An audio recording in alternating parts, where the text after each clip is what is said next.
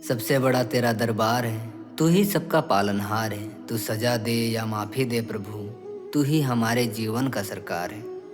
जैसे तेल समाप्त हो जाने के बाद दीपक बुझ जाता है, उसी प्रकार कर्म के छीन हो जाने पर भाग्य भी नष्ट हो जाता है। समय कभी एक जैसा नहीं होता, उन्हें भी रोना पड़ता है जो बेवजह दूसरों को रुलाते हैं। मन से ज़्यादा उपजाऊ जगह कोई नहीं है, क्योंकि वहाँ जो भी कुछ बोला जाएगा बढ़ता ज़रूर है, चाहे फिर वो विचार हो, नफ़रत हो या फिर प्यार हो। जिन्होंने आपको कष्ट दिया, कष्ट तो उन्हें भी मिलेगा, और यदि आप भाग्यशाली हुए तो ईश्वर आपको यह देखने का अवसर भी देगा। चमत्कार उन्हीं के साथ होते हैं जिनके मन में विश्वास होता है। मुश्किलें केवल बेहतरीन लोगों के हिस्से में आती है, क्योंकि वही लोग उसे बेहतरीन तरीके से अंजाम देने की ताकत रखते हैं। जिस परिस्थिति को बदल पाना संभव ना हो, उसको लेकर अपने मन स्थिति को बदल लीजिए, कुछ हद तक समाधान अवश्य मिलेगा। अगर तुम्हारे ख्वाब बड़े हैं तो तुम्हारा संघर्ष कैसे छोटा हो सकता है? तुम्हारा संघर्ष भी बड़ा होगा। जहाँ अपनों के सामने सच्चाई साबित करनी पड़े, वहाँ बुरे बन जाना ही ठीक है। अपमान का बदला झगड़े या लड़ाई से नहीं लिया जाता, बल्कि शांति से कामयाब होकर लिया जाता है। आशा और विश्वास कभी गलत नहीं होते, यह हम पर निर्भर करता है कि हमने आशा किससे की और विश्वास किस पर किया। कभी कभी आप बिना कुछ गलत किए ही बुरे बन जाते हैं, क्योंकि जैसा लोग चाहते हैं आप वैसा बन नहीं पाते हैं। श्री कृष्ण कहते हैं, जो लोग किसी सच्चे व्यक्ति का दिल तोड़कर किसी तीसरे के पास खुशी ढूंढने के लिए जाते हैं, वह अक्सर धोखा खाते हैं। आपके हर कर्म का फल आपको किसी न किसी रूप में अवश्य प्राप्त होता है। सोच अच्छी रखो, लोग अपने आप अच्छे लगेंगे। नीयत अच्छी रखो तो काम अपने आप ठीक होने लगेंगे।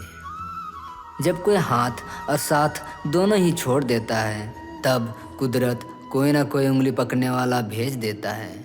उसी का नाम कान्हा है।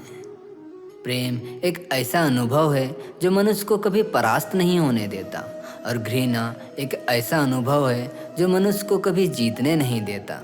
प्यार या प्रेम एक ऐसा एहसास है जो किसी भी इंसान को कभी भी असफल नहीं होने देता, और अहंकार या घृणा वह एहसास है जो कभी किसी भी इंसान को सफल नहीं होने देता। जीवन ना तो भविष्य में और ना ही अतीत में है, जीवन तो बस इस पल में है, केवल इस पल में। जो मनुष्य अपने जीवन को अपने अतीत या अपने भूतकाल के भरोसे जीते हैं, उन्हें श्री कृष्ण मार्गदर्शन देते हुए कहते हैं कि मनुष्य का जीवन ना तो उनके भूतकाल में है और ना ही उनके भविष्यकाल में।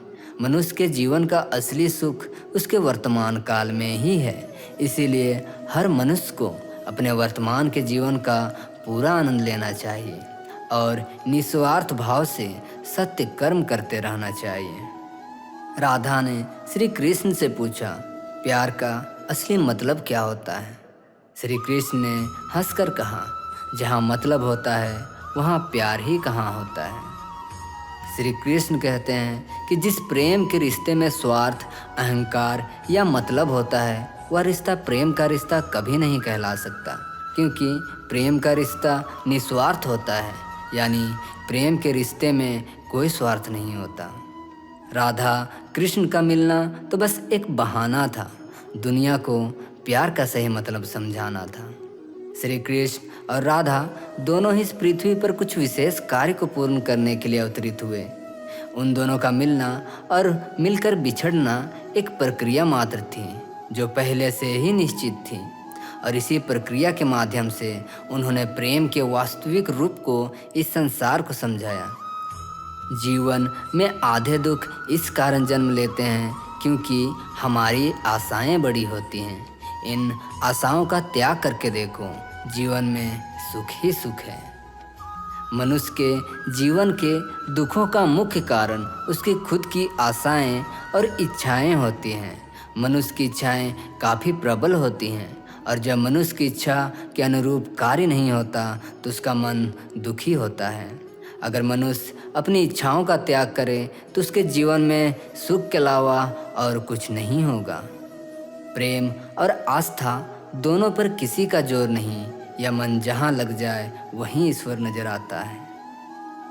हमारी मन की आस्था और हमारा प्रेम एक ऐसी शक्ति है जिस पर हमारा खुद का नियंत्रण होता है और हमारी आस्था और प्रेम जिस चीज़ में लग जाए उसी चीज़ में हमें श्री कृष्ण के दर्शन हो जाते हैं, क्योंकि श्री कृष्ण का वास संसार के कण कण में है। अहंकार करने पर इंसान की प्रतिष्ठा, वंश, वैभव तीनों ही समाप्त हो जाते हैं। जिस मनुष्य के मन में अहंकार का वास होता है उस मनुष्य के जीवन से उसकी प्रतिष्ठा, उसका वंश और उसका वैभव तीनों ही समाप्त होते चले जाते हैं। अहंकार मत कर किसी को कुछ भी देकर, क्या पता जो तू दे रहा है यह पिछले जन्म का कर्ज हो। जीवन में कभी भी दान देते समय मनुष्य को अहंकार नहीं करना चाहिए, क्योंकि हो सकता है जिसे वो दान दे रहा है उसे दान देकर वह पिछले जन्म का कर चुका रहा हो। बुरे कर्म करने नहीं पड़ते, हो जाते हैं, और अच्छे कर्म होते नहीं, करने पड़ते हैं। मनुष्य को बुरे कर्म करने की आवश्यकता नहीं होती, बुरे कर्म खुद ही हो जाते हैं, पर अच्छे कर्म खुद से नहीं होते। मनुष्य को अच्छे कर्म स्वयं अपनी इच्छा से करने पड़ते हैं, तभी उसका जीवन सफल हो पाता है। जब आप प्रभु के साथ जुड़ जाओगे तो आपकी परीक्षा आरंभ हो जाएगी। कुछ लोग इसे दुख समझते हैं तो कुछ लोग प्रभु की कृपा। सदियों से ईश्वर अपने भक्तों की परीक्षा लेता आया है और इस परीक्षा के दौरान ईश्वर अपने भक्तों को अनेक प्रकार के कष्टों से सामना कराता है और सामान्य मनुष्य इन कष्ट और दुखों को भगवान की पीड़ा समझकर भगवान से मुंह मोड़ लेता है, तो दूसरी तरफ सच्चे भक्त प्रभु का आशीर्वाद समझकर इन कष्टों का सामना करता है। जीवन में समय चाहे जैसा भी हो, परिवार के साथ रहो। सुख हो तो बढ़ जाता है और दुख हो तो बट जाता है। मनुष्य के जीवन की परिस्थिति चाहे जैसी भी हो, उसे हर परिस्थिति में अपने परिवार के साथ रहना चाहिए। अगर उसके जीवन में सुख हो तो परिवार के साथ सुख और भी बढ़ जाएगा, और उसके जीवन में अगर दुख हो तो उसके परिवार के सहारे वह दुख कम हो जाएगा। स्वार्थ से रिश्ते बनाने की कितने भी कोशिश करें वो कभी नहीं बनते, और प्रेम से बने रिश्तों को कितना भी तोड़ने की कोशिश करें वो कभी नहीं टूटते।